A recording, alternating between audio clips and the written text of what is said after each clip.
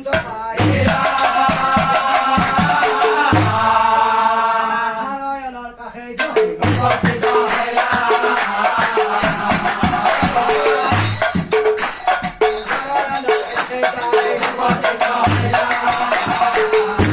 অয়াতে বেথে নাৰদ মুনি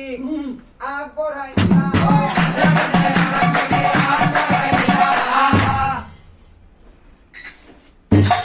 সুবৰ্ণৰ আসন আনি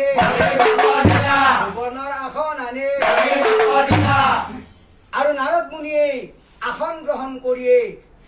প্ৰভুৰ লগত নানা কথা আলোচনা কৰিবলৈ ধৰিলে আৰু হেন কালে অহঠাতে নাৰদ